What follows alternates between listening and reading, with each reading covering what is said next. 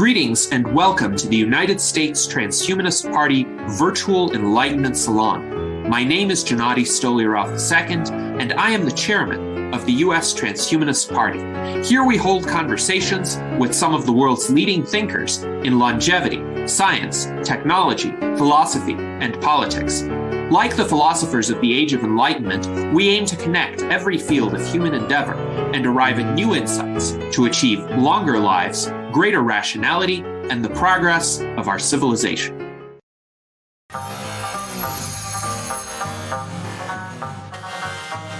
Aging is a natural process, but it's a process which helps our health and well-being. We are lucky to have longevity researchers developing rejuvenation therapies.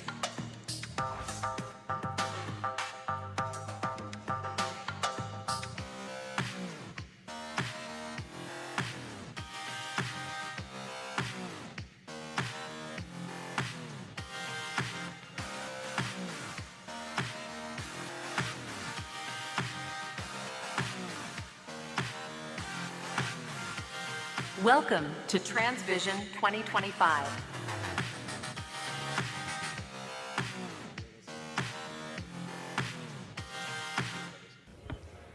Good morning, everyone, and a warm welcome to TransVision, the Longevity Summit.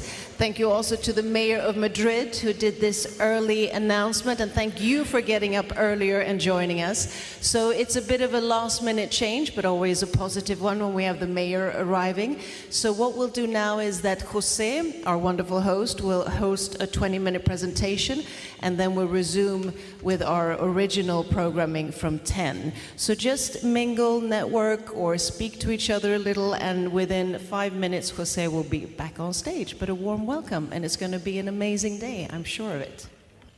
Okay, we had a fantastic day yesterday. So we were in all media, TVs, radios, newspapers. So we are very excited that we are carrying longevity into the mainstream. We are taking longevity into politics, institutions, and everywhere. We are beginning the second day of our fantastic event with almost 50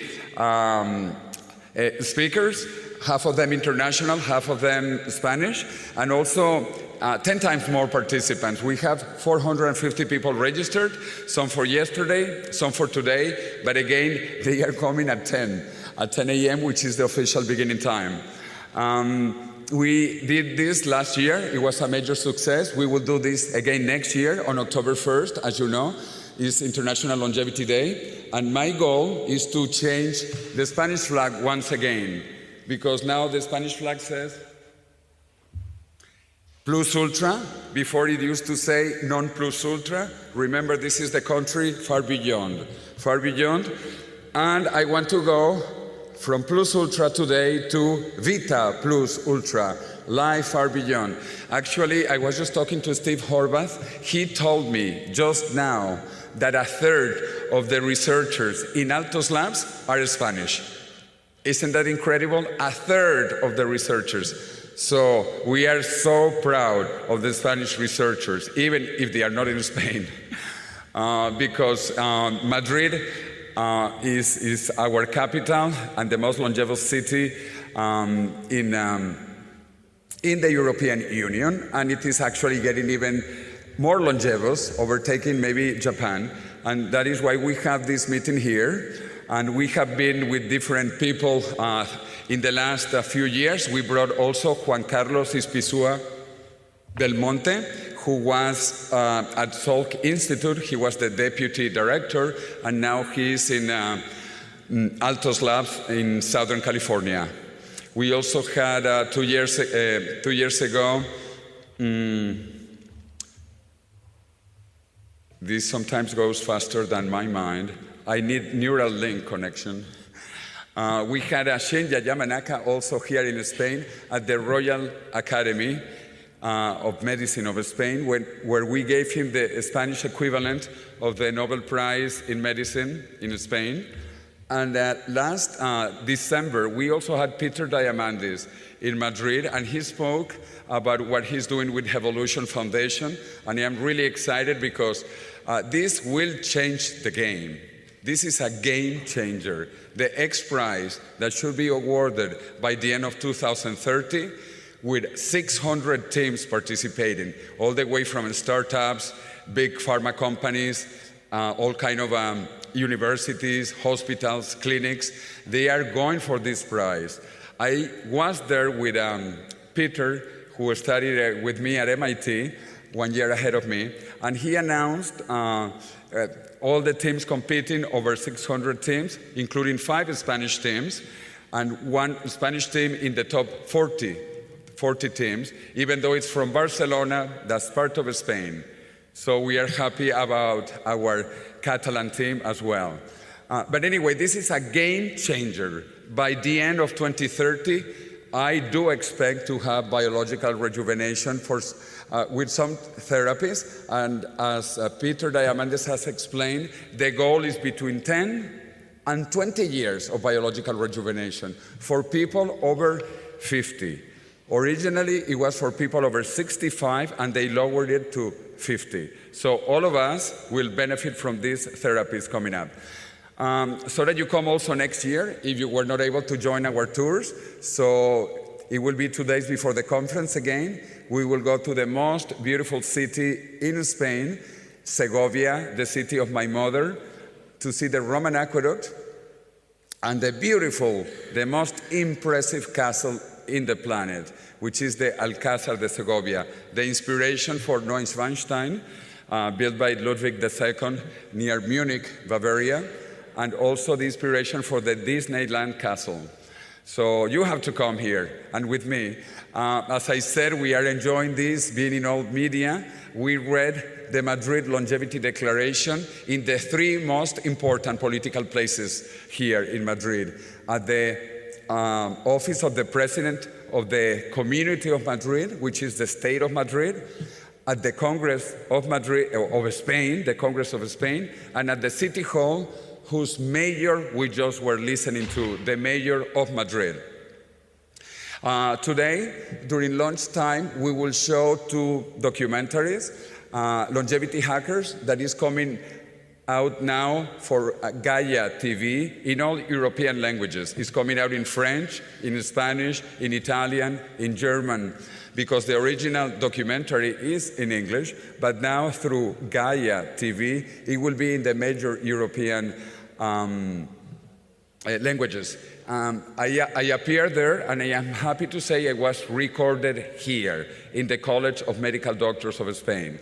But many other people, we have all the way from Tony Robbins and Peter Diamandis, Aubrey de Grey, Liz Parrish, all of these people working on longevity. Maria Blasco from Spain as well, who was director of the Cancer Research Institute at that time as well. This doesn't want to follow my instructions. Okay, well, you know, this is what we did. These pictures are not from yesterday, but you know what we did if you joined us. In fact, I do think I put a few pictures from now. Let me see. Yeah, this is from yesterday. This was our audience in this beautiful place yesterday. And me waving the flag of Vita Plus Ultra. And if you look on the last picture to the right, we had an intruder in the march. We had someone who was in that march that we wanted to eliminate, the Grim Reaper. So the Grim Reaper was with us, but we got rid of him, fortunately, and that is our goal, to get rid of the Grim Reaper forever. We count with the most important institutional support from the Royal Academy of Medicine. We had the president of the Academy speaking yesterday and talking about the death of death. He named personally my fantastic co-author, David Good, and myself.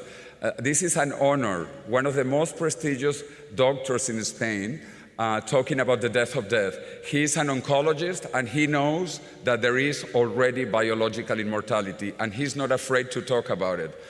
Anyway, we are in Madrid, so we have the support, of course, of Madrid. If you want to try this, we are doing some experiments, so please do try this. Get your phones out and try the slides because we are doing the poll. We want to show by the end of the day the results of the polls. There are like 3 questions online, so please answer those questions. It would be interesting to see what you think. Take a picture. Take your phones out and take a picture. So again, we are very proud to have a fantastic scientific committee, beginning with George Church himself, that you listened to him yesterday, and then also a local organizing committee with top people, including directors from this institution, the College of Medical Doctors. We had an incredible program yesterday, and we are having a more incredible program today. As you can look at the agenda, we are going to begin officially at 10 with the keynote by Aubrey de Grey. Aubrey de Grey will be speaking at 10, and then we have Dr. Andrea Mayer, and I am so honored to have you in Madrid. Andrea, I love what you do. I love the things you say, even if sometimes you are even less politically correct than me.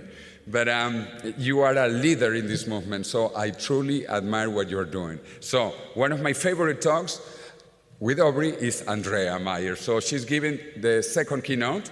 She will be giving also a keynote speech tomorrow at 9 a.m.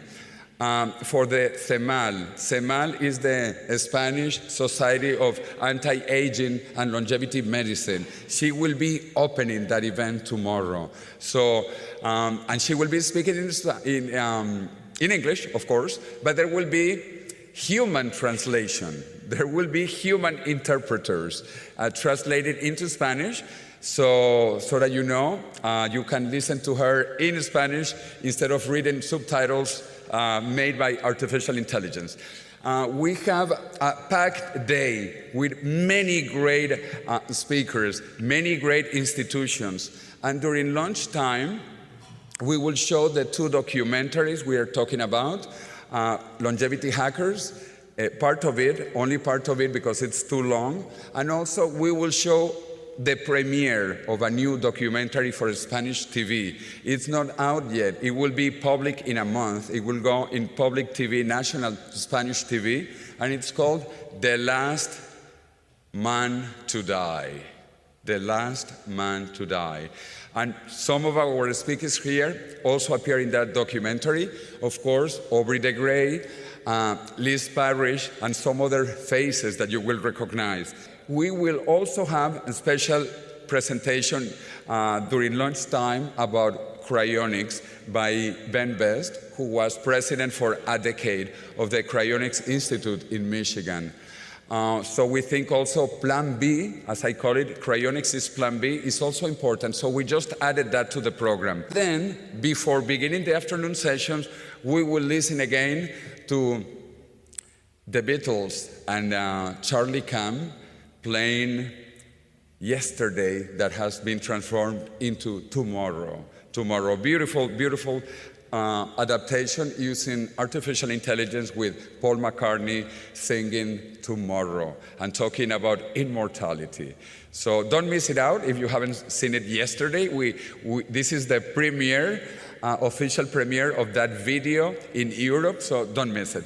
Then we have again fantastic, fantastic presentations in the afternoon, and we have a marvelous closing. By 8 p.m., we will have actually another Zoom presentation. Liz Parrish, who has been in Spain 4 or 5 times already with us, couldn't be here this time in person. But she will be talking about gene therapies, and her presentation is quite nice. She says, I am a genetically modified organism, a GMO, and so you will be soon. So all of us will be genetically modified very soon, and that will be her presentation this afternoon. And at 8 p.m., we have like the Vice Minister of Science of Spain. She will be closing for the government of Spain, the Vice Minister. We will also have the Science Counselor of Madrid who is an immortalist, by the way. So I like to bring immortalists here, so people who are open about living longer and longer, healthier and healthier, younger and younger. So anyway, Angel Niño Quesada, who is a very good friend of mine, will be closing together with the Vice Minister. And to make it interesting, once again, we will have a flamenco dancer, just one song, but you need to experience Spanish music, because Spain is the land of fiesta and siesta, so you need to understand the fiesta and the siesta part. And tomorrow also I want to invite you, we are going to have another celebration at the Royal Academy of Medicine, in the same place where 2 years ago we had Shinya Yamanaka, where we gave him the equivalent of the Spanish Nobel Prize in Medicine. So Shinya Yamanaka was with us 2 years ago here in Madrid. We are collaborating with him in some activities. Actually, one of the doctors that got the award yesterday, for those who know or who are Spanish, Pedro Guillén is working with Shinya Yamanaka and Juan Carlos Ispizua. So we are very happy to have had Shinya Yamanaka. We will have a cocktail, a closing cocktail. If you are still in Madrid, join us at 6 p.m. It is open, it is free, and there will be a fantastic cocktail. So join us tomorrow at 6 p.m. at the Royal Academy. It's a beautiful place. Not as beautiful as this, but it's beautiful. It's, you know, also 300 years old building. Anyway, so let me give you an additional presentation. Most of you know I studied in MIT. During my first working life, I was in energy. Now I am into longevity. And I only do longevity now because this is very exciting. When I graduated in MIT 40 years ago, the biggest industry in the world was energy. 40 years ago, out of the top 10 companies in Forbes, 9 were energy companies. Exxon, Mobil, Shell, British Petroleum, Texaco, Total, etc., etc., etc. Today, 9 out of the 10 biggest companies in Forbes are technology companies. Amazon, Google, Facebook, Microsoft, NVIDIA, etc., etc. In 20 years, the biggest companies will all be longevity companies. So I am happy you are here because this will be the biggest industry in the next 20 years. Which, by the way, let me make a side joke. We have the biggest exposition about fruits and vegetables in Madrid. Yesterday and today. That is why there are no hotels. I know some of you had to pay even 1,000 euros to get in a hotel yesterday and today, and that is because of the largest fruit and vegetable fair in the world, which is held here in Madrid. Unfortunately, it coincided this year, only this year, by very bad luck coincided, so there are no hotel rooms. And there are also no taxis. I know some people had to wait 1 hour to get Uber or to get a taxi. Fortunately, Madrid has a fantastic public transportation system, and I take the subway myself. But anyway, there were no taxis. The city has collapsed. But I'm very upset that it has collapsed because of fruits and vegetables. And I love fruits and vegetables. I eat fruits and vegetables. But this should be bigger. As Andrea was telling me, why is longevity not bigger? Why don't we have like the fruits and vegetables? They brought in 120,000 people to Madrid. 120,000 people for fruits and vegetables. How about longevity? In fact, Andrea Meyer was telling me that, if you go to one of the big cancer conferences or Alzheimer's conferences, you have 50,000 people, 80,000 people. Why don't we have that amount of people here? Why we only register 450 people in person and a similar number online? Why only that? Why not even 1,000? So I hope Andrea will give us the answer, because she's very direct and not always politically correct. So anyway, and I have a question for Aubrey. Aubrey, I will ask it because you are a great philosopher also. You have to give an explanation about immortality for dictators, because I love your brief, short answer, but you need to expand it, because now that Putin and Xi Jinping have said that they want to be immortal, we need to give an answer. I have my own answer. I have seen yours, I like, so we have to expand on immortality of dictators. Anyway, this is a random talk. I still have 13 minutes until we begin with our moderator and then our first keynote speaker of the day. I work with the Millennium Project, just like my co-author, David Wood. I lead the group for Latin America and Spain with another colleague in the Basque country, and we work about the global challenges. I am pushing always for longevity, but we do studies about the future on many things, and we have presented many books. I was actually at the World Economic Forum Davos presenting the study of Latin America in the year 2030, and it was with the Nobel laureate Mario Vargas Llosa, who wanted to be immortal. Sadly, he died. It is tragic when someone wants to be immortal in the flesh. He is, of course, immortal through his writing. But as Woody Allen said, very deep thought, I want to be immortal, not through my work. I want to be immortal by not dying. Okay, so I actually talked to Mario Vargas Llosa a few weeks before he died, and I proposed cryonics to him, because I do think in extreme cases, like in my mother's case, I don't know if you saw, my mother was in the march yesterday, and he was marching very well, but she's 94. At age 94, you can do the curve. Statistics don't lie. So in that case, we have Plan B, and this is what I'm working on also, Plan B, and I proposed that to Mario Vargas Llosa and to one of the winners of last year's award and to the first winner of the award yesterday. The famous lawyer, the Spanish lawyer, Antonio Garrigues Walker, I proposed to him to take him into cryonics. And you know what he told me? This is an answer I have never heard. I have heard all excuses about not going into cryonics, and he gave me a very interesting one. Remember, this is the most important lawyer in Spain. His company sells over 8 billion euros in legal services, and he told me, I cannot go into cryonics because I don't want anyone to have access to my brain where I'm not aware, because I have secrets of state in my brain. So those have to go with me. So he cannot be cryonically frozen. That's his explanation. Probably Aubrey has a better counter-explanation.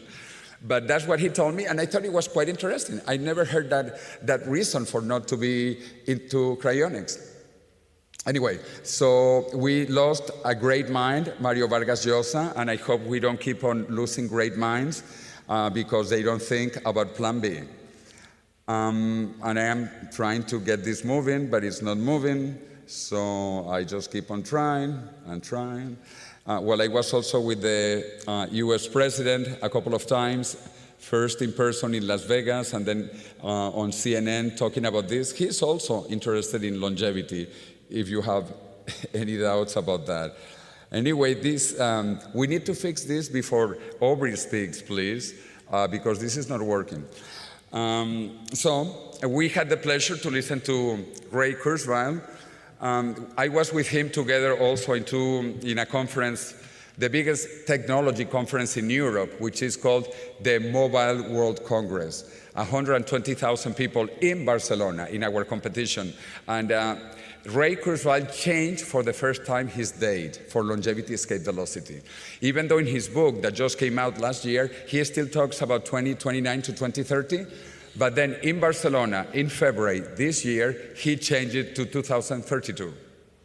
This is the first time that I have seen him changing dates. Anyway, 2 dates is not too much of a change, but he changed his date in the bad side. You know, I would like to have changed it to 2028, not to 2032. Anyway, population is stabilizing and beginning to decline. It is a tragedy.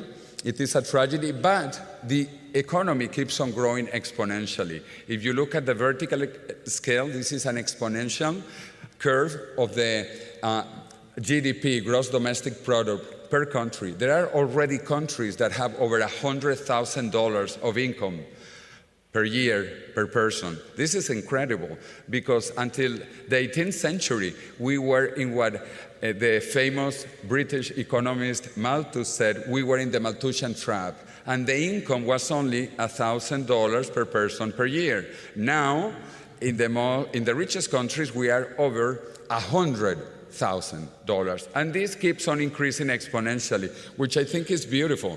The economics keeps on growing exponentially, even though the population are going down.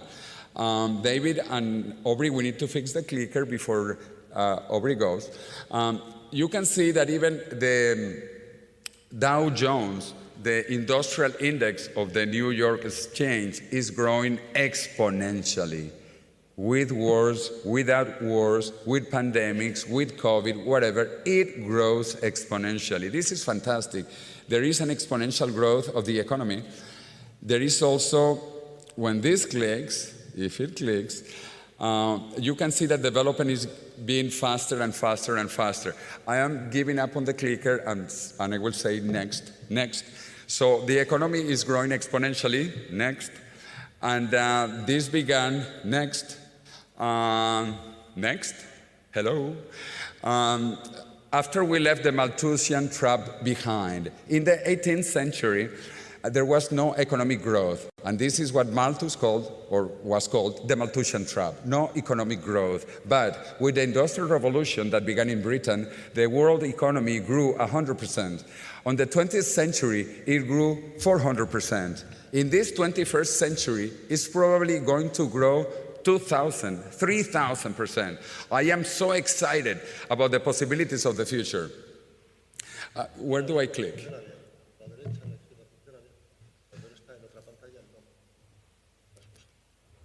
Okay, so talk to him, just in case. He says I can click anywhere, let's see. Okay, it did work. So there is this exponential growth. Things are moving faster, getting cheaper, smaller, and better. So this is what we call exponential change. And there is a big change between moving linearly or moving exponentially. If we move linearly, after 30 steps, we have walked 30 meters. But if we move exponentially and we double and we double and we double and we double, after 30 doublings, we have walked over 1 billion meters and have gone around planet Earth 26 times. This is difficult to understand because we think linearly. We are linear beings that grew up in a linear world. But technology is growing exponentially. Also, longevity. This is so beautiful. Life expectancy is growing exponentially. In this past century, in the time of the Roman Empire, life expectancy in Madrid was 20.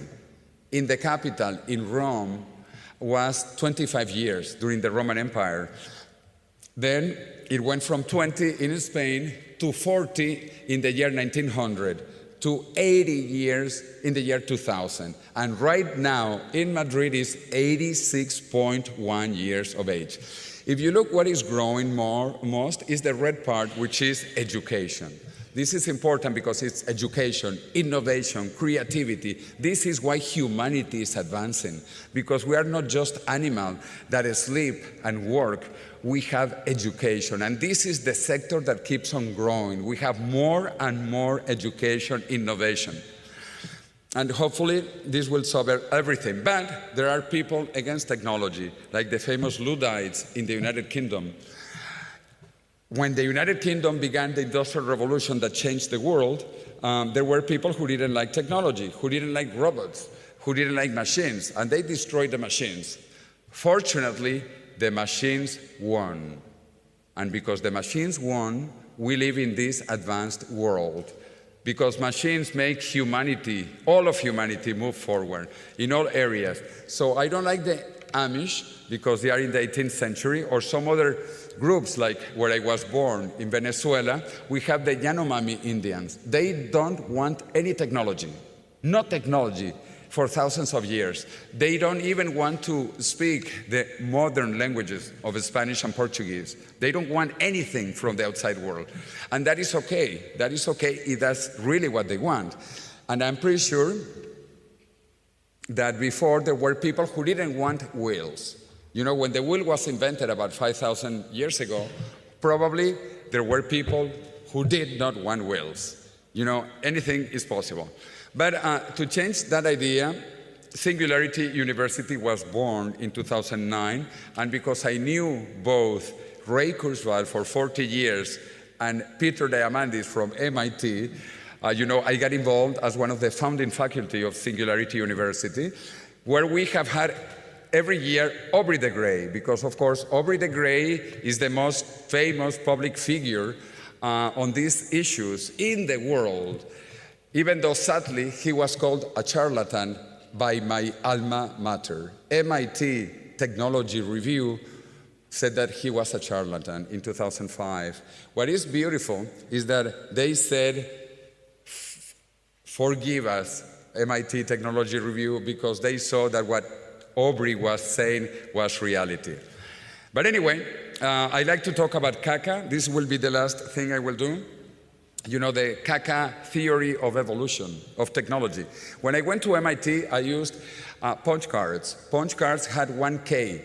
Basically, there were different sizes, but normally it was 10 by 100. 10 by 100 is 1,000. That was 1K. I used 1K. Fortunately, it moved from mechanical memory into electromagnetic memory. But the first floppy disk of 8 inches, they were also 1K. 1K. In Spanish, I explained 1K plus 1K. In Spanish is 1K plus 1K is equal to 1 caca. 1 caca. This is how technology changes. I used CACA at MIT. At the Massachusetts Institute of Technology, I used CACA. And from CACA, we moved to floppy disk, smaller, of 512 CACAs. Then we moved into even a smaller floppy disk of 1.4 mega. And now I have a pen drive here with a time machine shape of 1 terabyte. 1 terabyte. We have gone from CACA to terabytes in 40 years. And this is not stopping anytime soon, as Ray Kurzweil explained yesterday. This is not stopping anytime soon. This continues. And so we have moved from CACA to terabytes. And if you look at my pen drive of 1 terabyte, in 20 years, this will be CACA. This will be CACA. 1 terabyte will be CACA in 20 years.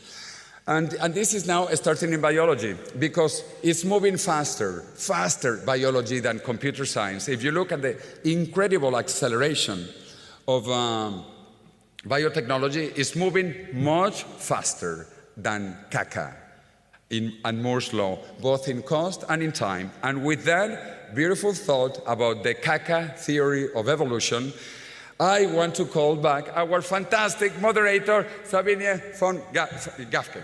Please. Thank you. I'm the co-founder of Brain Gym, which is at the intersection of AI and longevity, and also the founding member of Superhuman Network, which is really about connecting science, investments, innovation, and culture, and catapulting the evolution of longevity, and also the advocacy of longevity. And I actually also went to Singularity University that Jose spoke about. They have an executive program there outside of San Francisco. But enough about me. Yesterday, we explored the science of aging, from cellular models to translational therapies. We took, of course, longevity to the streets of Madrid, walking. And today, we're going to go even deeper, really into the bold visions of the future, of clinical realities and social and economic structures, and see where we are at the moment, and with these exponential times, where we're actually heading when it comes to longevity. And longevity, of course, taps into everything that has to do with our globe here, from our health to our infrastructures, because we also need to build the environments where we can thrive and have health.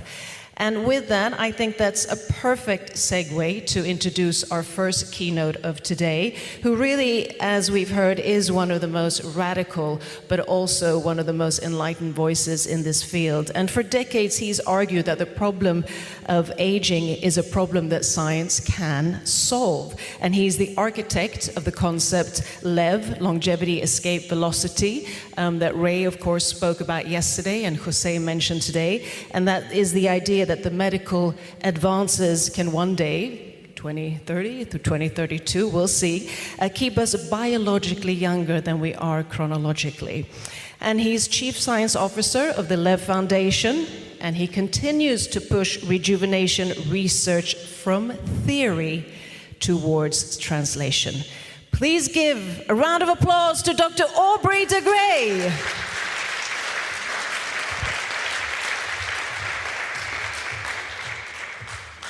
Thank you so much, Sabinia, and thank you to Jose and the other organizers for inviting me to give the first talk of today. I've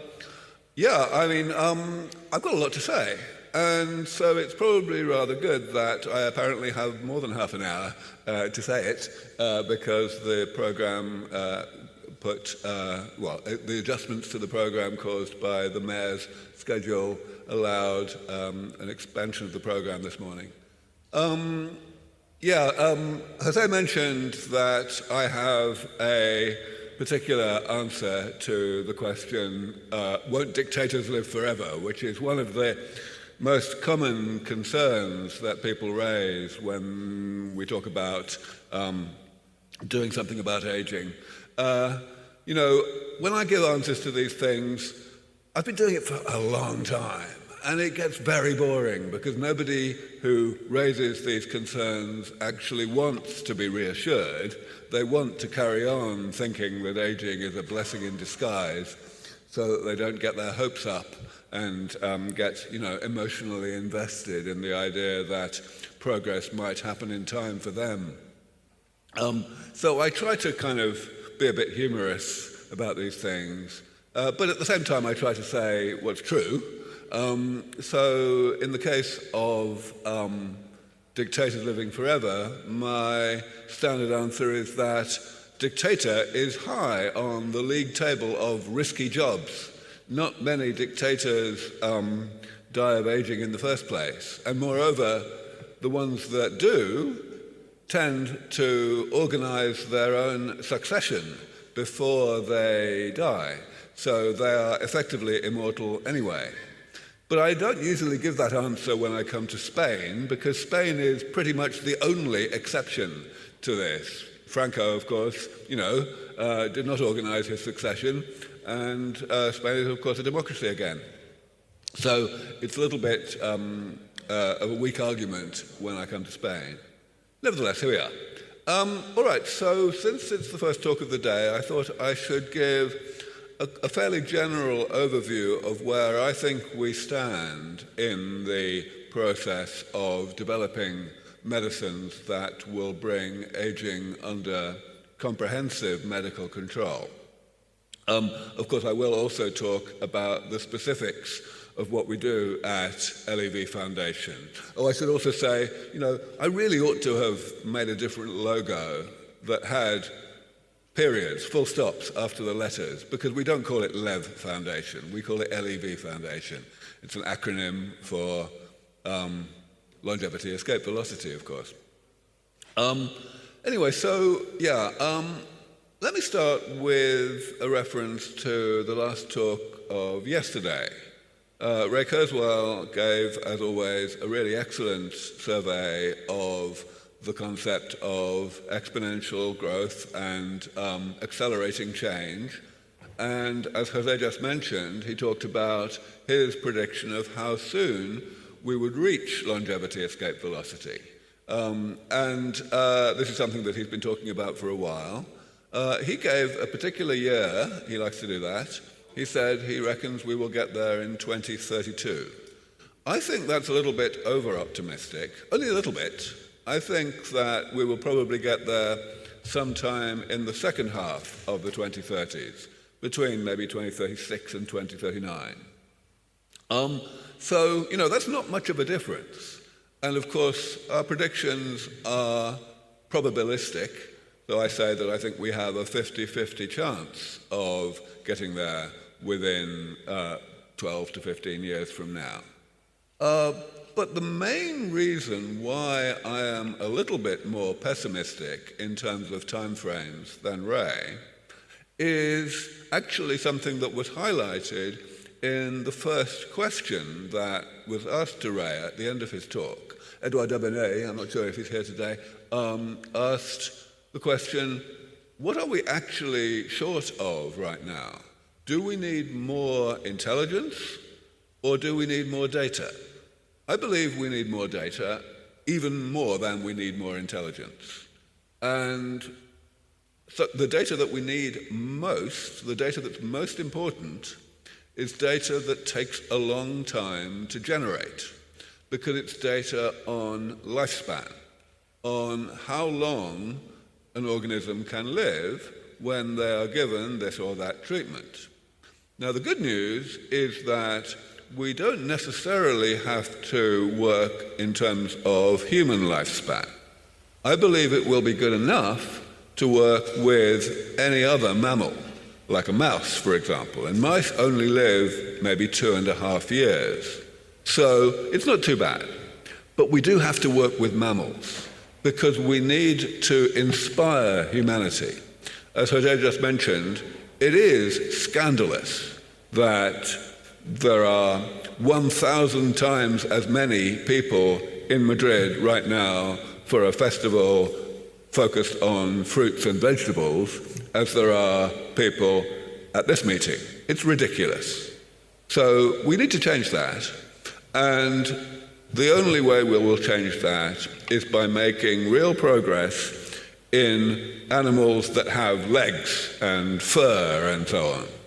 It won't be good enough to do it with fruit flies or nematode worms. All right, so that's why at LEV Foundation we work with mice. But I will get to that later. First of all, I want to talk about a few more things. Let's see if this is working. Okay, it is, great. I'm going to start by giving you my favorite definition of aging. And I need to do this because everyone has their own definition of aging. It's appalling. Aging has been the number one preoccupation of humanity since the beginning of civilization. And yet, we can't even decide on the way to define it. It's terrible. So, this is my definition. For me, aging is the combination of two processes. A process on the left, where metabolism creates damage, and that process starts even before we are born. It goes on throughout our whole life. And then a second process on the right, where damage creates pathologies, sickness, late in life. That process only begins in middle age. All right, so what do I mean by these two processes? Metabolism is the word that biologists use to encompass all of the things that the body does to keep us alive from one day to the next. And it's a really, really insanely complicated network of processes. Very, very hard to understand. We have a very poor understanding of it, in fact. But here it is. Damage is the set of changes that occur throughout life as a result of metabolism. Now, this is something that's actually quite easy to understand because it's not specific to living organisms. Any man-made machine does damage to itself as a consequence of its normal operation. For a car, for example, creates rust. If you use a car, it's going to rust. It's going to accumulate rust. And the key thing that I just said that matters the most is the word accumulate. Damage continues to accumulate. There is more and more of it as any machine gets older. And that is just as true for living machines as for non-living machines.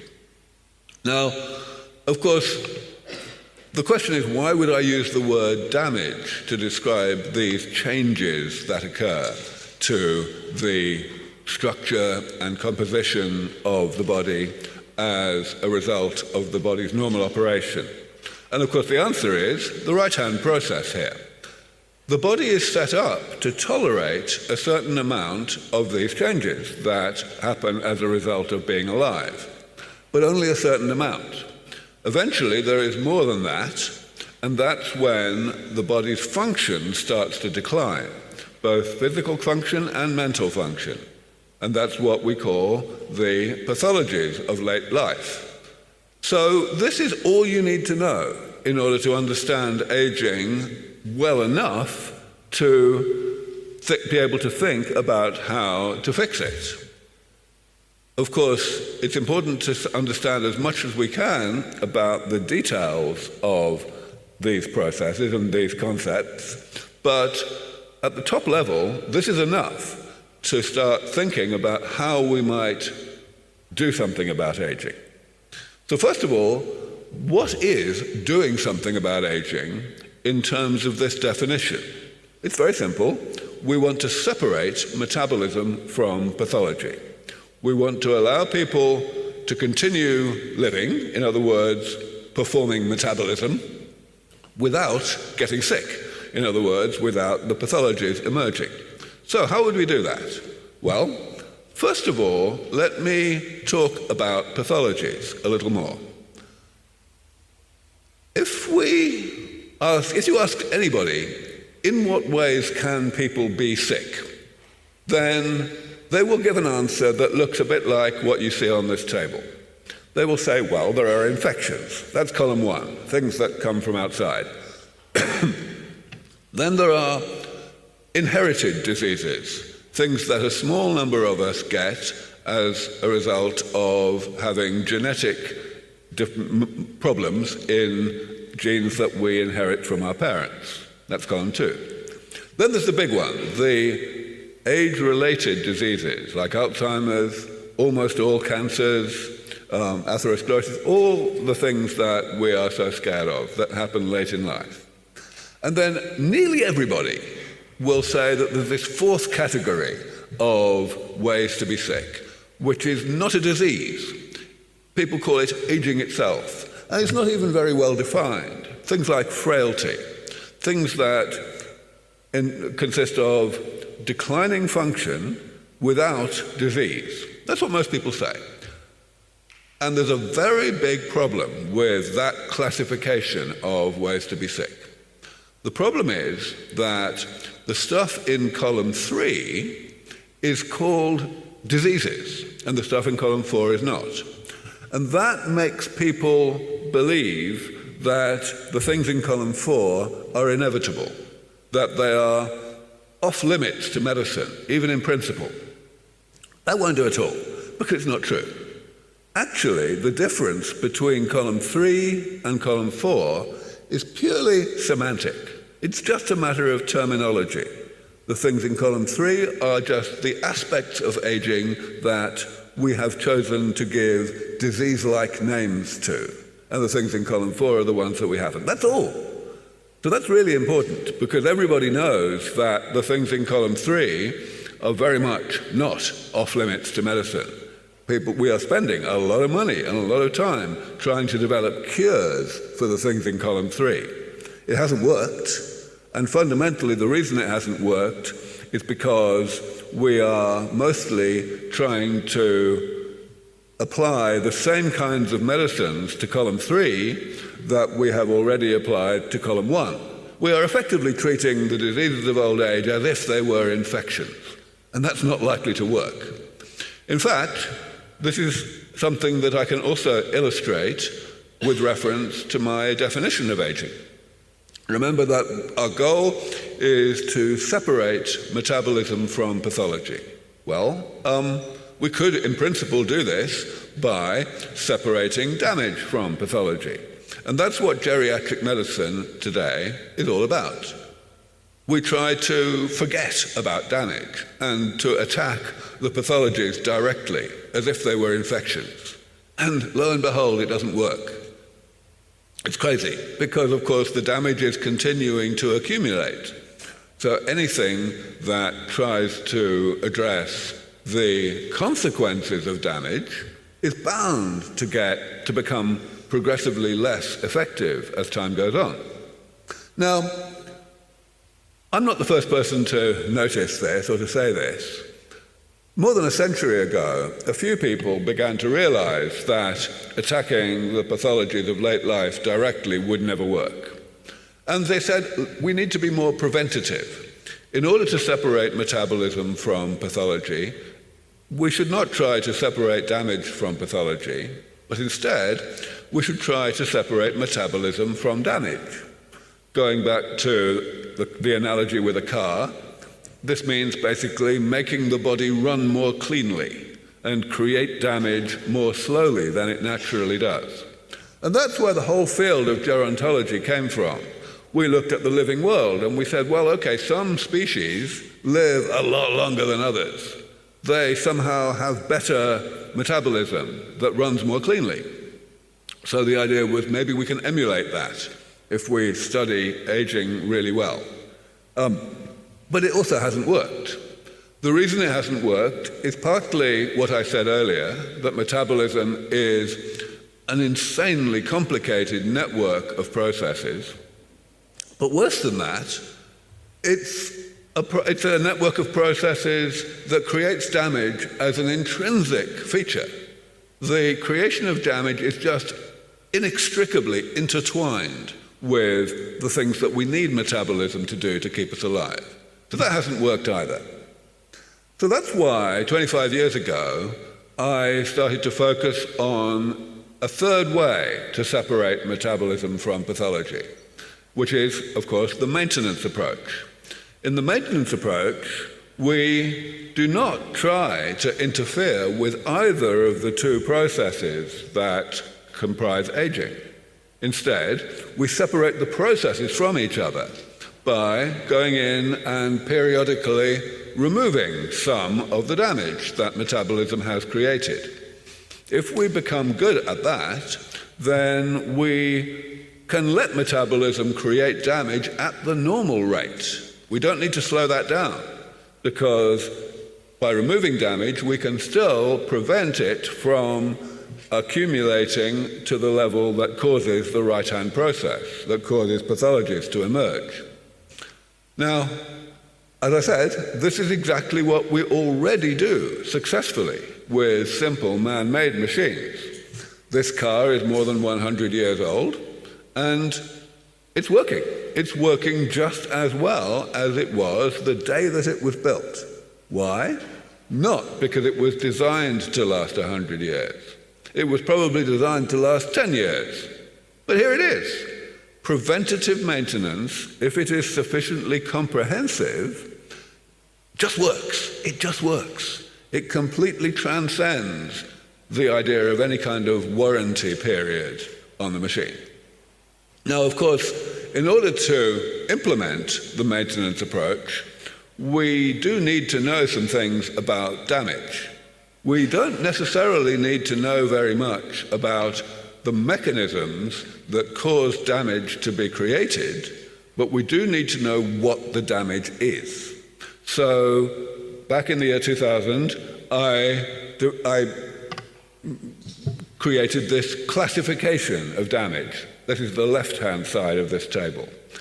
These are categories of change that happen in the body throughout life, and they all can kill you if they go too far. So, for example, loss of cells. That is simply when cells die and they are not automatically replaced by the division of other cells. And, of course, that happens in various parts of the body. A very well understood one is Parkinson's disease, which is caused by the loss of a particular type of neuron. All right, so we've got these 7 categories. Now we have to describe how we would repair them, how we would do preventative maintenance. And it's fairly easy to do that, or at least I was able to do it 25 years ago. In the case of cell loss, the answer is, of course, stem cell therapy. We can put cells into the body that are of the right type to divide and transform into replacements for the cells that the body is not replacing on its own. Most of our cells, of course, do not need that, because when they die, the body does replace them by cell division. But some cells, especially in places like the brain, do not do that. So stem cell therapy is the natural alternative.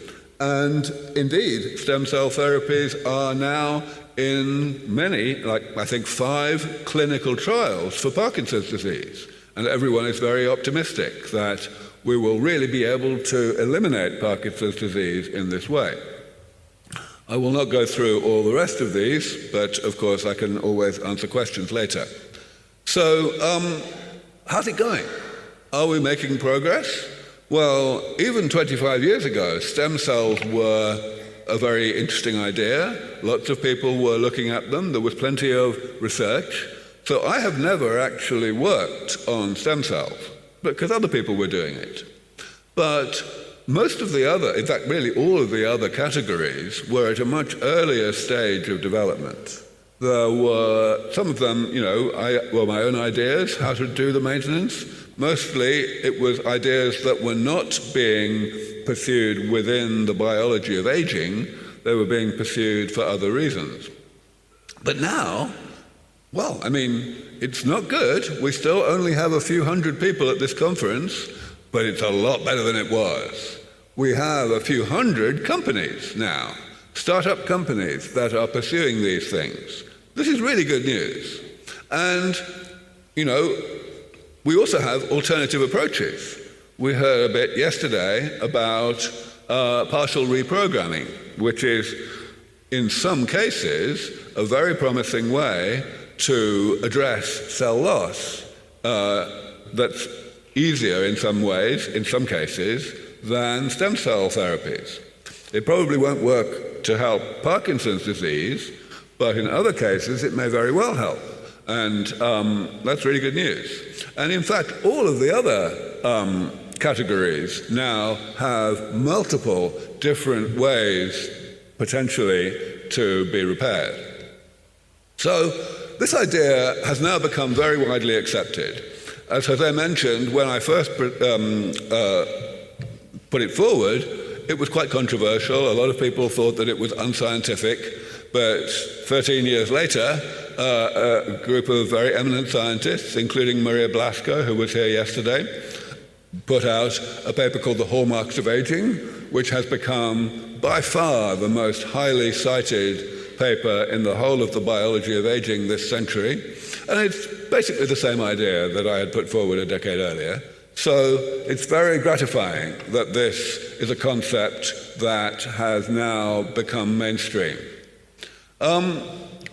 Now, João Pedro de Magalhães yesterday talked about the need to understand aging better, to have a better theoretical framework for aging in order to make progress. And I agree with João Pedro about many things, but I don't agree with him about that.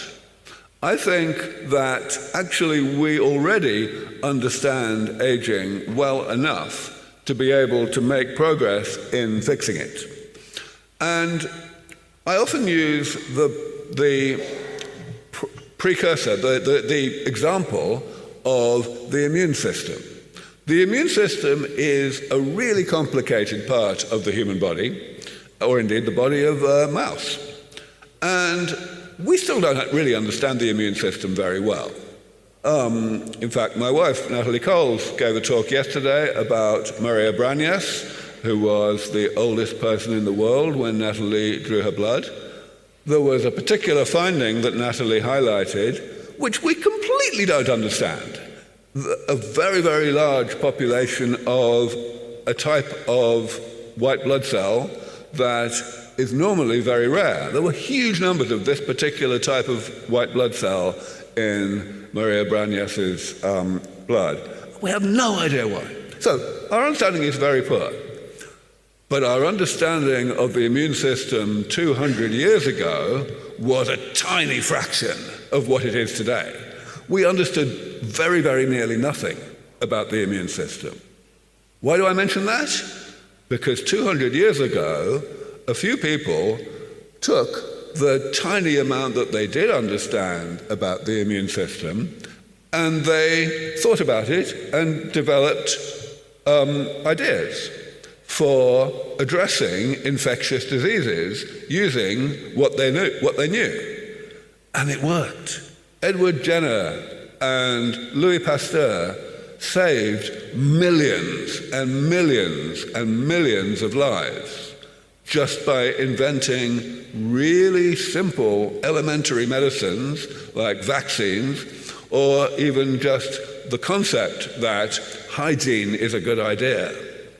Millions of lives, despite knowing almost nothing about the nature of infections and the nature of how the body combats infections.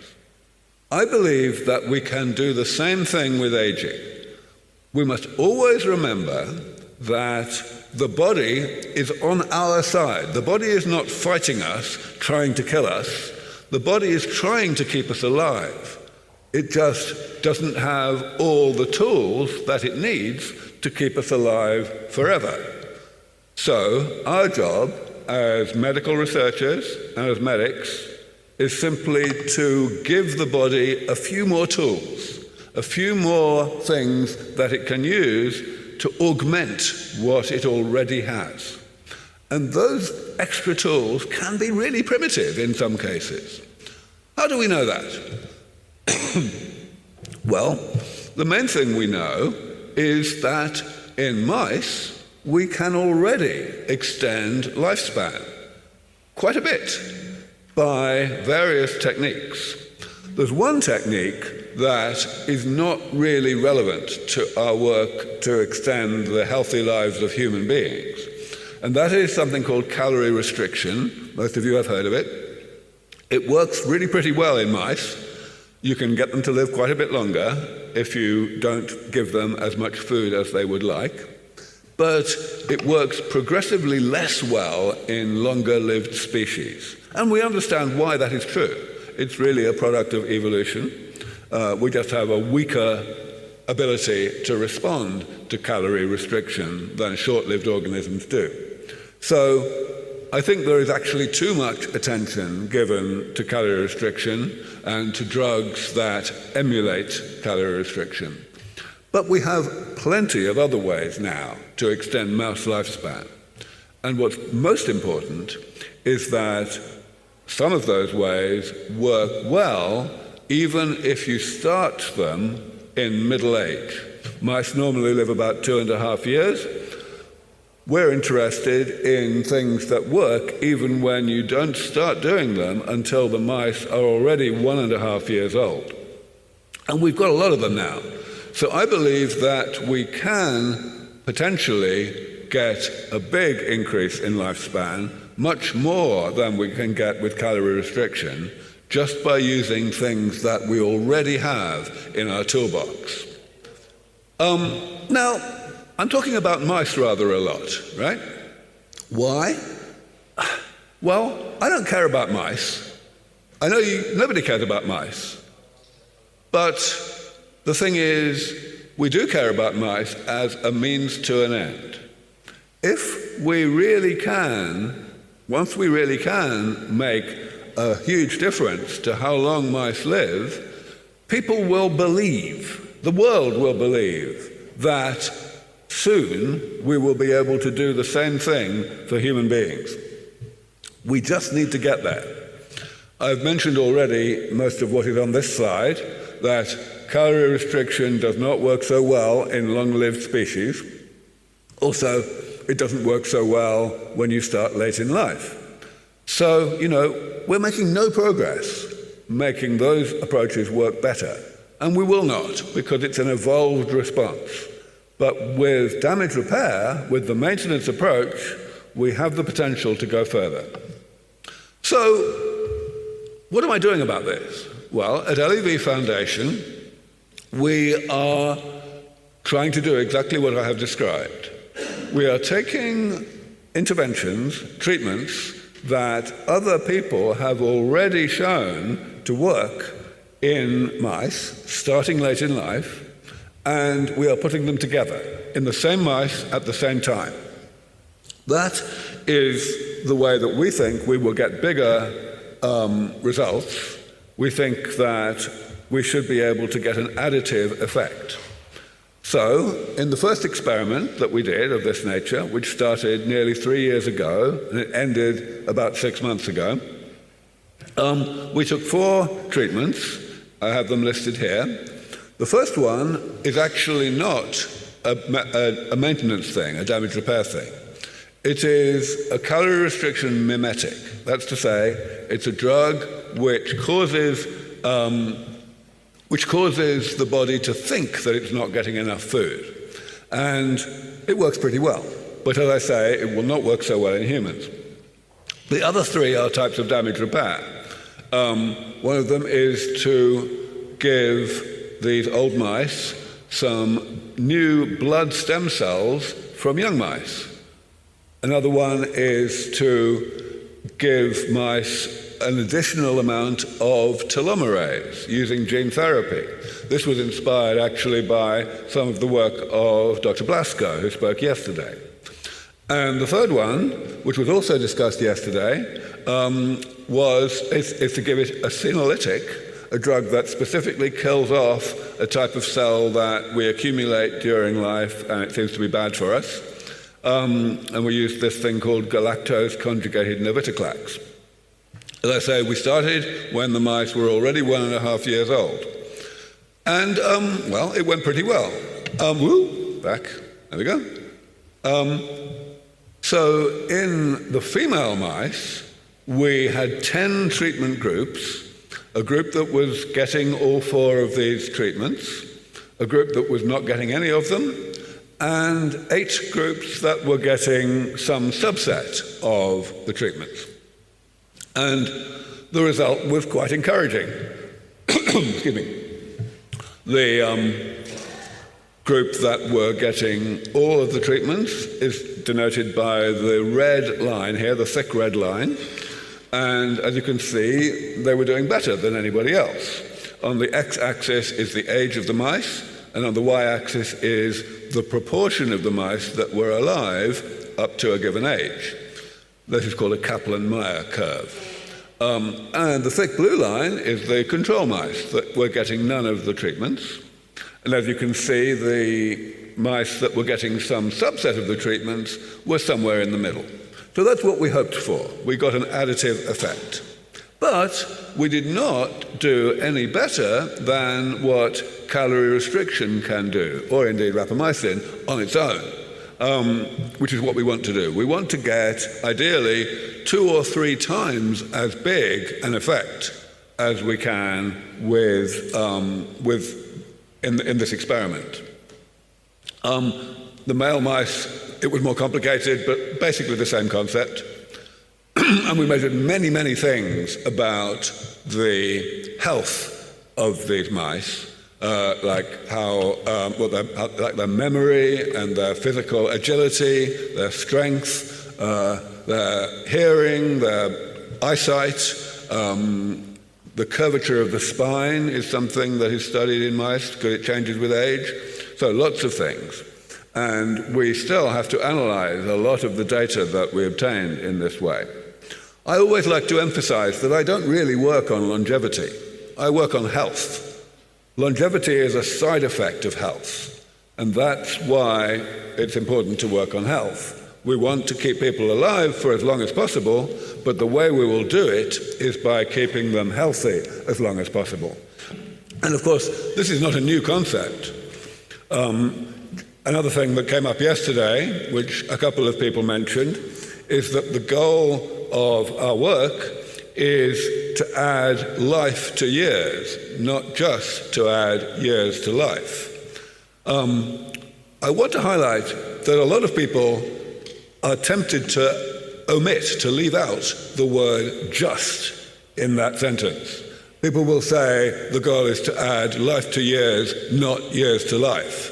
And that's a very, very different statement. It kind of says that adding years to life would be a bad thing, even if the extra years were healthy years. And I believe that that is nonsense. The longevity side effect of adding life to years is something that we must celebrate and not apologize for. So, what should we do next? As I said, we were very happy that our first study combining interventions in mice was a demonstration of the concept. It proved that we could get an additive effect when we combine things. But we did not get the effect size that we were hoping for. So, in the next study that we want to do, which is described in detail at the website at the top of this slide, we are going to use more interventions. We are probably going to have 8 interventions instead of only 4. That means that the experiment will be even bigger. The first one used 1,000 mice, and the second one will use 2,000 mice. All of the interventions that we will test will be genuine damage repair, maintenance, and they have all been shown to extend life individually, so we are optimistic that we can get a much bigger effect when we put them together. Nobody else is doing this kind of experiment, and that's terrible. We desperately need a lot of experiments like this, because we need to test things like different doses of each of the interventions. We can't do that with one study. Even this study, as I described it here, is going to cost about $6 million.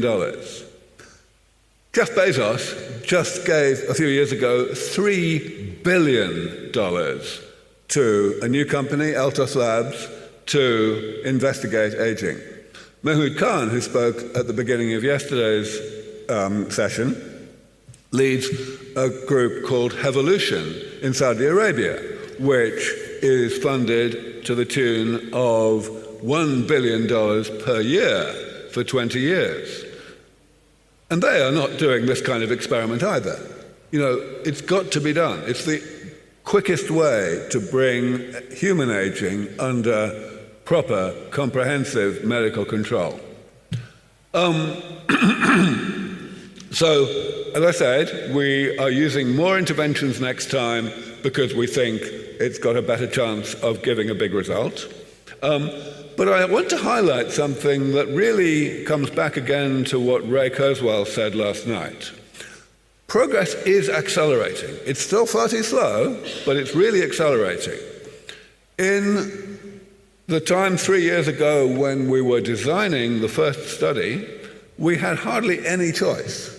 The interventions that we used in our first study were really the only ones that had been shown to work when you start late in life in terms of extending mouse lifespan. But in those 3 years, while we were doing that study, lots more have been published. Lots of new studies that really seem to work. And we think it's going to continue to accelerate. So we are really desperate to get going in doing this experiment. For those of you who want more details of the studies that have inspired the inclusion of these various interventions, please take a photo of this slide, because these numbers are the identifiers in PubMed, the big medical database, that reported all of these things. So, very important to understand that these are recent and they are success stories. I'm going to end by talking about some of the support that is being given to this work by the cryptocurrency community. In the crypto community, there is a lot of interest in this work. I often speak at crypto conferences, and I'm the only non-crypto speaker. The reason I'm there is just because there's a big fan base, if you like.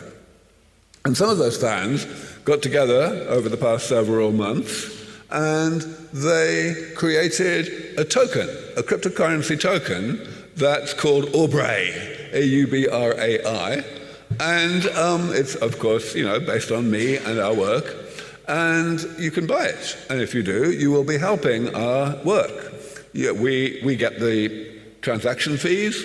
We may in due course just sell some tokens to get some more money. So this is good news.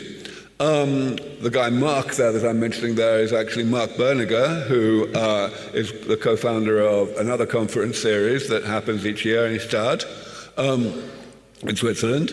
And he made his fortune in the cryptocurrency world, so that's a great case of leading by example. And there's also an AI agent, a chatbot that you can converse with on Twitter, on X. It's also called Aubrey. Don't forget the underscore at the end of the URL. It's pretty amazing. It is modeled on me again. It gives sensible answers to basically any question. I mean, maybe not exactly what I would say, but pretty close. And unlike me, it doesn't sleep. It has much more bandwidth than little me. So that's very, very good news. And there's even a version of it, an audio version. You can talk to it. And it sounds like me. It's terrifying. And they've done wonderful graphics as well. There we go. I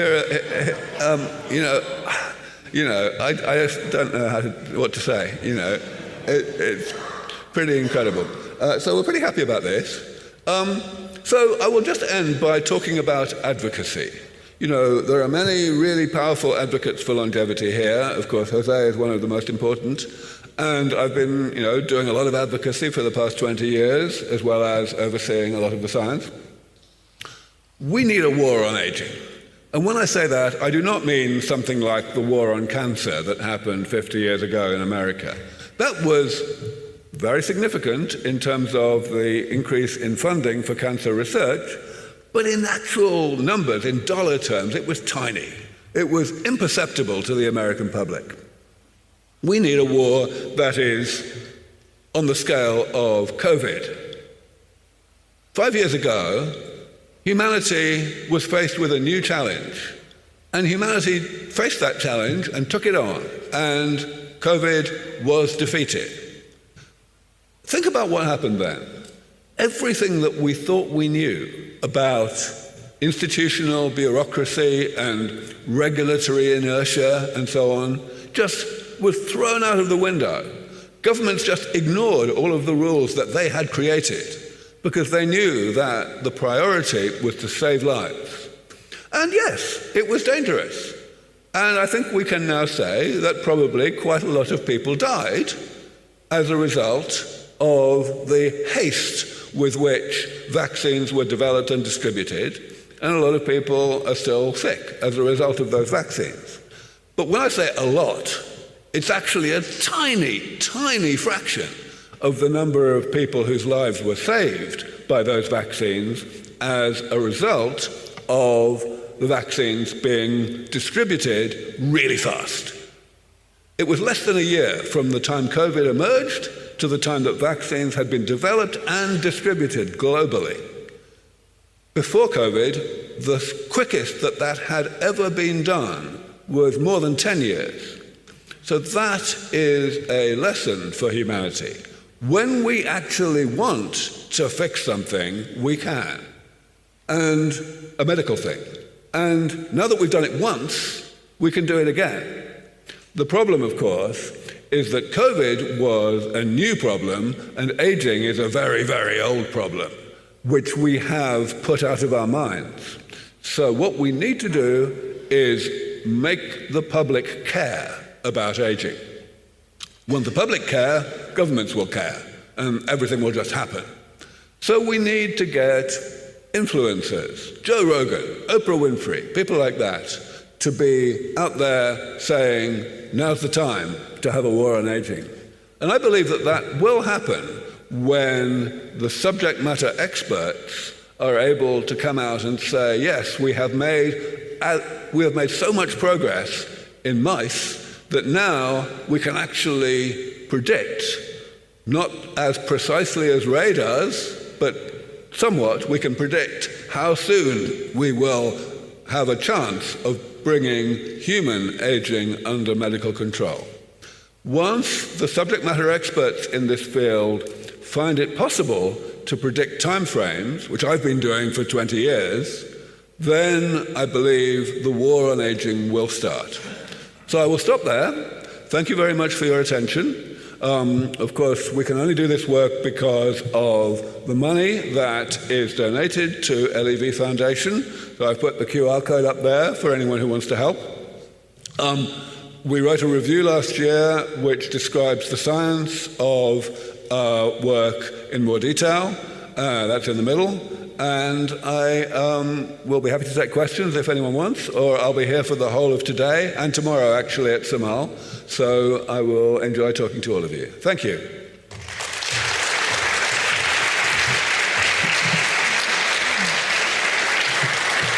I'll give this one. Yeah. Thank you, Aubrey, always giving us such a great perspective of where we are in aging. Aubrey, just hopefully we have some questions for you. Let's start with that. Any questions in the audience? Seize the moment. We have one from Steve Horvath here, Epigenic Clocks. Yeah, Aubrey, wonderful presentation. I really applaud you for your effort in the mouse study. I think it's very valuable for the whole field. I had a technical question. You probably are very aware of this paper by Kaberlein about the 900-day rule in the controls. The median survival should be 900 days. I very carefully looked at the Kaplan-Meier graph. I didn't quite see it, but maybe you could comment on it. Yeah, so this is a very important thing. A lot of the work that is published in this field and that gets, general audience headlines and so on, really isn't actually as significant as people say it is. And the reason it isn't so significant is because the comparison that is being shown is between mice that get some treatment and mice that don't, but the mice that don't get the treatment don't live very long. They're impaired in some way. Maybe they only live to, let's say, 2 years instead of 2.5 years. That doesn't sound very different, but if the amount of life extension that you're getting is only, let's say, 3 months, then that means that your treated mice are still living less long than normal untreated mice in somebody else's lab. And that's not good. So it's very important to use long-lived controls. And that determines, first of all, which strain of mice you use. We use a strain called Black 6, which is actually used by most longevity researchers, and they live about 2.5 years, 900 days on average. So that's what we are aiming for. And actually, in our next experiment, we plan to give all of our mice a calorie restriction mimetic, rapamycin, which will probably mean that the mice live on average to nearly 1,000 days without any other treatments. In our first study, we didn't quite get to 900 days. We got to about 850 days. So that's not quite where we'd like to be, but it's close enough that someone like Matt Kaberlein would probably not, has not complained. Dr. de Grey, thank you so much for the talk. I think you have a unique gift for clarity and bringing people together. I wanted to ask your opinion on the topic. So as you said, the immune system has been manipulated with elementary medicines such as vaccines, even when the knowledge of it was reductive at least. Now, for instance, companies like Omniscope are part of the foray into deeply understanding that system. And you said we need a war on aging, similar to COVID, and COVID arguably was a public health intervention to reprogram the human immune system en masse. Since the immune system is one of the hallmarks of aging, do you see in the future immune system reprogramming as a part of geroscience, as was featured in your tables of interventions? I'm curious to see how far you think we can push that to advance health span now that we have an immensely deeper understanding all the way to cellular therapies. Right. Great question. So, absolutely, we need to rejuvenate the immune system just as we need to rejuvenate every other system in the body. The immune system has an extraordinarily pervasive role in keeping us alive and keeping us healthy, not only eliminating infections, also eliminating almost all of the incipient cancers that we would otherwise get. But I would like to emphasize that what we are doing in this field, what Omniscope is doing, what other people are doing, is not really an attempt to understand the immune system better. It's a way of characterizing, describing the immune system, but whether that leads to more understanding remains to be seen, and that's okay. If we can rejuvenate the immune system, put it back into the state that it was at a younger age, then we don't really need to understand why that system works better than an old immune system.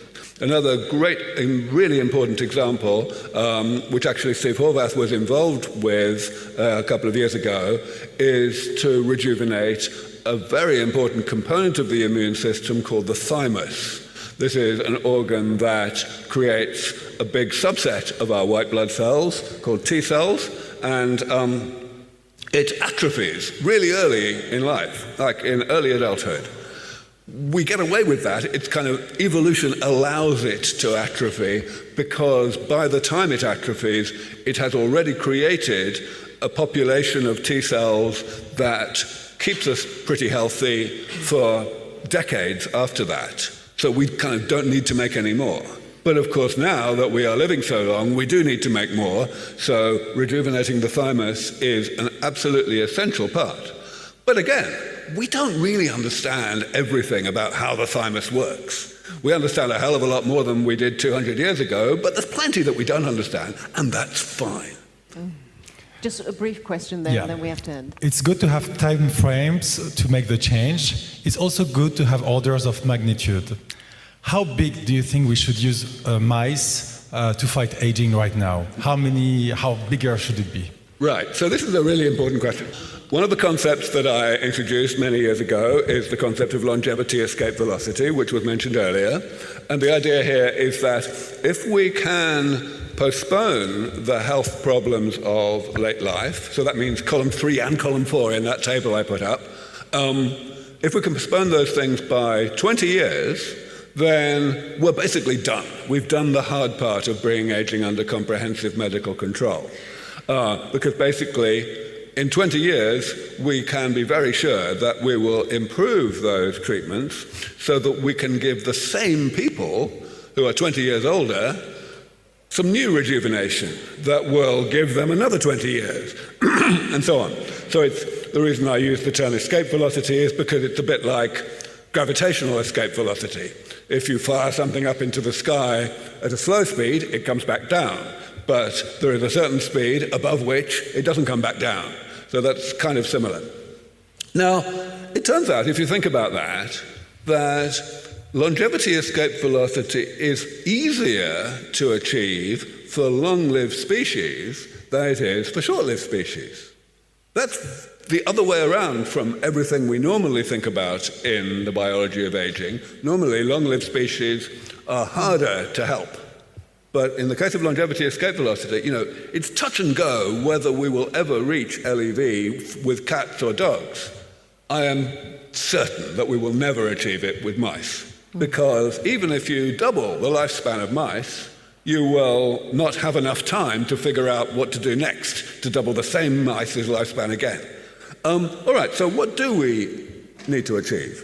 Well, I have defined, maybe rather arbitrarily, a threshold, which I call Robust Mouse Rejuvenation, RMR, and that threshold is to take middle-aged mice, as I mentioned, mice that are already 1.5 years old, and to give them an extra year of life, an extra 12 months, so that they on average live to 3.5 instead of 2.5 years.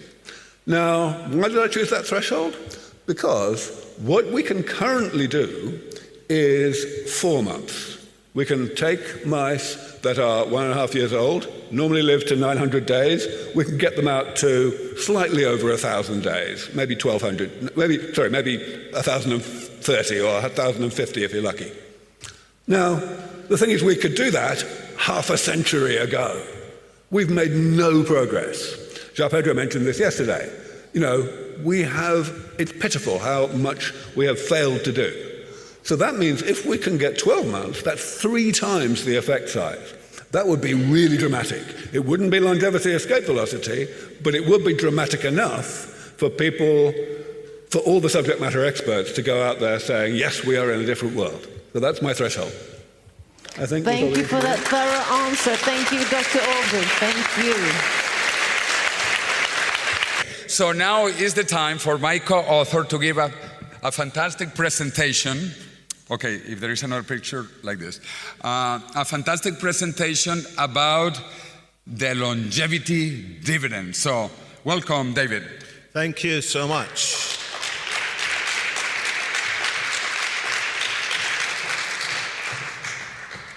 So I will talk about the death of death later, but I will start by building on the very interesting and valuable presentations of both Dylan and Angel.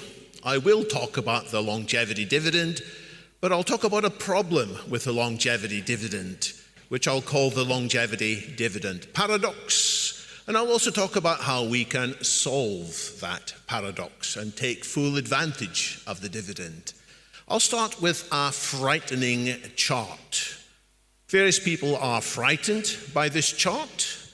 On the x-axis is increasing age, and on the vertical axis is the annual cost of somebody of that age to the health service. This is based on research from the UK, but I'm fairly sure it would be similar throughout the world. So a 10-year-old, for example, costs a little bit less than £1,000 British pounds on average to the health service. 60-year-old costs about 2,000, and somebody in their mid-80s costs 5,000. And in case you're wondering what this strange little bump is, can you guess? That's for women of a childbearing age that need services in connection with their pregnancy and childbirth. But the biggest finding in this chart is, of course, it's older people who cost the health service more, and that's because these older people have more infirmities, multiple things wrong. There is a famous statistic from the US looking at Medicare, which points out that 28% of Medicare is spent on people in the last year of their lives.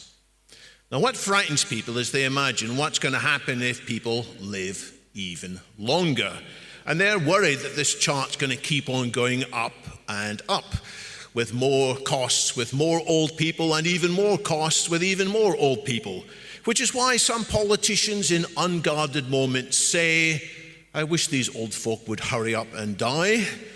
Not when the journalists are listening, but they are afraid. And I think it's true. If we had a continuation of normal aging, it would be more expensive. But the idea of the longevity dividend is that super agers actually don't cost more. And if more people can be treated so that they are super agers, this graph will move down and to the right. It will move down at all ages, including early middle age, and it will certainly move down at the top. What do I mean by super agers? There is an actual definition of the term. This is a picture of 4 famous super agers, the Can siblings. On the left, Helen, the oldest of the 4, was 9 years old. On the right, they regrouped more than 90 years later. All 4 of them lived beyond 100, and they were remarkably healthy right through their lives with little need for health care. 2 of them actually lived until nearly 109, and Irving Can was working 2 days a week with pleasure right up into his 109th year. A superager is defined as somebody who doesn't have cardiovascular disease or cancer or diabetes or cognitive decline by the age of 95, which is why they don't cost the health service so much. Another example. Another example is this lady. Her name is Ethel Caterham from Surrey. She actually lives about 20 miles from where I do. She's 116 years old. She is actually now the oldest woman in the world, and she is the oldest British person ever. And she might look a little bit stiff here, but if you look at the Sky News video of her talking with King Charles, she's full of life and vitality, and she's cheekily talking about, well, 50 years ago, all the pretty women in Europe wanted to marry you, didn't they? And he laughed at that, and he needed some light relief because the 2 previous days, King Charles had to babysit Donald Trump, which is a real ordeal for him. Now, this woman, Edith Caterham, she has no public record of any major disease. She was a COVID survivor, but despite her great age, she has not cost the health service extra money. Another super ager that I like a lot is this gentleman. His name is Leonard Barden. He was the UK chess champion in 1954. He is also the chess correspondent for The Guardian newspaper. He has been writing columns every week since September 1955. He has never missed a deadline. He is now 96 years old and no break. And his articles are still in high demand by top-class chess players because they are full of insight and intelligence. 96 years old. Now, you may think these are just individual statistical anomalies, but there thankfully is some statistics. If you go back to the UK and look at how much does somebody cost the NHS in the last year of their life, if you go beyond 80, actually it comes down. So somebody who lives to more than 100 doesn't cost so much in the last year of their life. And the figures in Japan are even more striking. Now, sometimes when you see a graph like this, you might wonder, has the zero been missed out? But no, this is an accurate graph. The people who die over the age of 105 costs only 70%, they cost 70% less in that final year of their life than people dying between 75 and 79. I've only managed to find figures for 2 countries, and there's a bit of difference there. So if anybody's looking for a project for their university studies or as a citizen scientist, I invite you to dig out more such data and explore it. But this is the longevity dividend. This is the principle that if you remain healthy for longer, like these super agers do, it has major economic benefits. What kinds of benefits? Of course, there are less cost for the health service. There are less costs for your family members. They don't have to take time off work and cut into their career to look after you when you get old and frail. Even more than that, they are contributing to the economy as producers, like Irvin Kahn, doing his investment trading on behalf of his clients right up until nearly 109 years old, and as consumers as well. So people talk about the silver economy or even the silver tsunami. What happened there? Silver tsunami? No. This isn't the final version of my slides for some reason, sorry. Now, can we quantify this in terms of how much money could be saved? And this is the basic calculation behind the longevity dividend. It was first done by these 2 economists from the University of Chicago.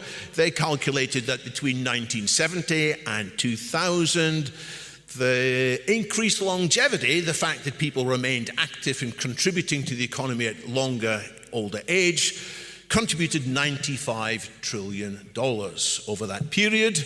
Now, it did cost some more money because people who previously would have died in middle age, they cost some money in health services to keep them alive, and these economists estimated that that cost $34 trillion, in which case there was a massive $61 trillion saving.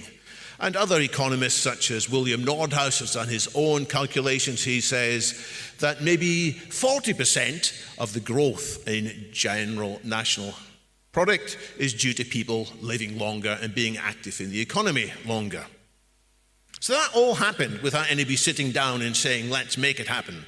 That all happened without people sitting down and said, hey, this is a good thing, let's try and have more of it. And the first people to say, let's have more of it, they wrote this article in The Scientist in 2006 for distinguished gerontologists,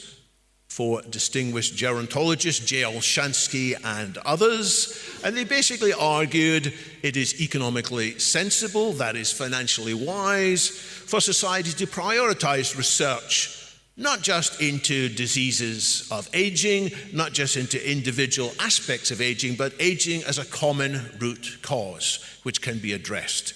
They didn't use the word then, but geroscience was invented shortly afterwards to capture this notion. And they wrote it up in more detail. They said, here's how much money is being spent already. It's pitifully small. Yes, there is budget going into diseases, but it's almost always into trying to cure diseases after they've developed, and there's very little going into actual aging like such.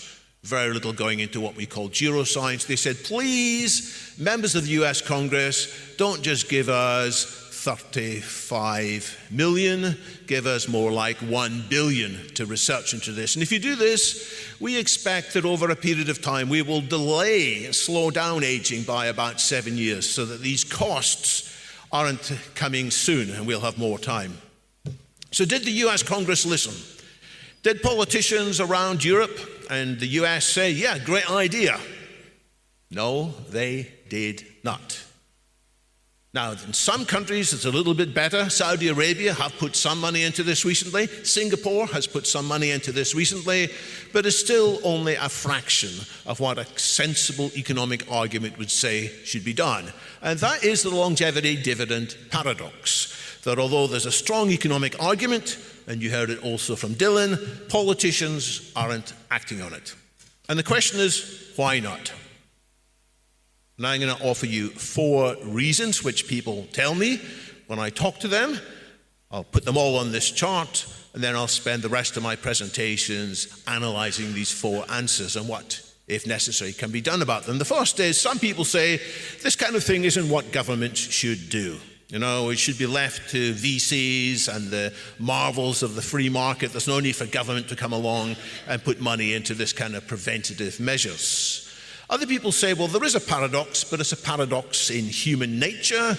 We humans don't like doing unpleasant things to prevent diseases. We just want to keep on eating ice cream, keeping on being lazy, and then eventually we will stump up and pay for the cure.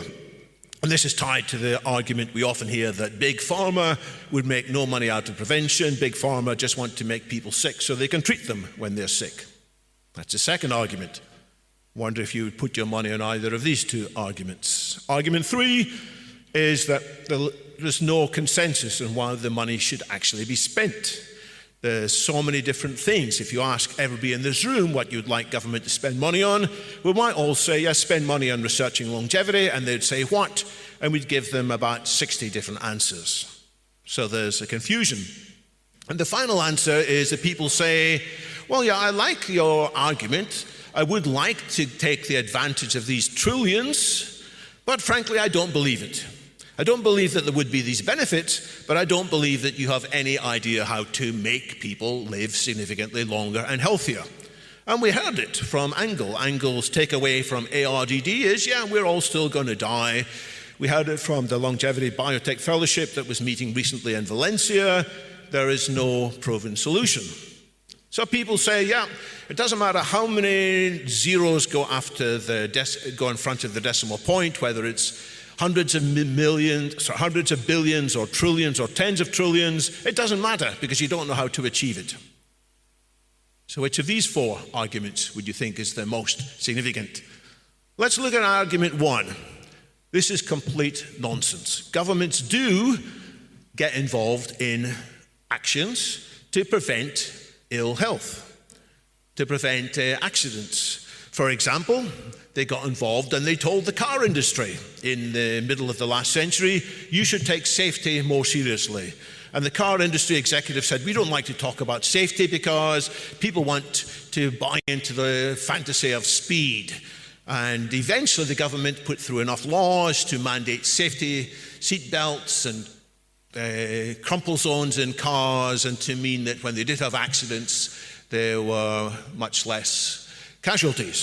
Far too many people still die from that, but it's much less than it used to be. And there are plenty of other examples. Governments got involved in banning lead in petrol, which had a big impact on criminality and also on IQ, reducing criminality, boosting IQ. There was the anti-smoking campaign. Why do people live longer now in 2025 than in 1965? A lot of it's due to the campaign against smoking. A lot of it earlier in the last century was due to sanitizing drinking water, insisting that all drinking water needed to be properly cleaned before being sent back into the system. Promoting vaccinations. Many people said, ooh, it's so unnatural. Ooh, it's against God's law. And then they accepted the vaccinations and it cut, again, the illness. And earlier there was the ensuring that milk was pasteurized rather than coming straight from the cow and causing lots of childhood diseases. And yes, governments also get involved in funding research into individual diseases, research which no private corporation is going to do because it's too far away from any commercial returns. This is called a public good in the language of economics. So governments do all that, but they don't fund neuroscience except at a pittance. So that's not the answer. So let's come to the second possible solution, that we humans and industry isn't interested in prevention. That's bollocks as well. Prevention is big business and it's a common lifestyle choice. Think about Lipitor. I have some in my traveling bag with me. It's a statin which lowers cholesterol. Why? To prevent heart disease and strokes. It's been incredibly successful in boosting longevity. It's also been commercially successful for Pfizer. Pfizer's lifetime revenue for this is in the hundreds of billions. They would certainly like more preventative drugs like this. We could talk about Fosamax, which is a preventative drug to help people who might otherwise have brittle bones. And that one's for migraine. And there's one to prevent people having brittle bones. And we do spend money on prevention. We spend money to go to suffer the indignity of having our teeth hygienically cleaned and all being told off that we're not cleaning them properly. But we endure that because it does help prevent gum disease and brain disease. So that's not the answer either. So to come up to date, I say people would choose health span extension treatments once they're available rather than just being a nice point on a PowerPoint slide, and once their positive results are evident. So, where have we reached? I've ruled out these first two solutions, but I do think 3 and 4 are completely true and completely relevant. There is a huge confusion in the longevity community about what we would like governments to prioritize. And I'm going to borrow here from an analysis by Phil Newman of longevity technology, who says there are 10 levels in which people talk about longevity. I added an 11th at the bottom. So sometimes when people say we should support longevity, they're talking about changing our attitudes towards the elderly, providing mobility scooters and so on. Sometimes it's what we heard in the last talk from Angel, the kind of wisdom of the ancients, the wisdom of our grandmothers. More recently, there are consumer diagnostics, wearable devices that give us more insight, and that can be very useful. There are also all kinds of longevity supplements, which there's more all the time. And then further up the stack, this is increasingly important and increasingly big business, there is a professionalization of longevity clinical services. And then higher up the stack again, you get to what people like Peter Attia in his book Outlive and Eric Topol in his recent book Super Ages both talk about, which is treating individual diseases of aging, early detection and prevention of individual diseases of aging, and stopping or reversing aging in specific organs or tissues. That's interesting, absolutely. Then you get to level 8, which is the systematic reversal of aging throughout the whole body, in which people become younger again. And I'm not going to talk much here about level 9 or level 10, that's something for another day. And the reason I stopped there is I'm now going to be more controversial. here's the most controversial thing I'm going to say, we should all be concentrating on level 8. Why? Because that's when we're going to have by far the biggest bang for the buck. Trying to solve aging in lower levels is only going to produce modest increments. But if we do this, we're going to get beyond geroscience, which is slowing down aging. We're going to go to geroscience plus, which is reversing aging. We might even call it youngevity rather than longevity.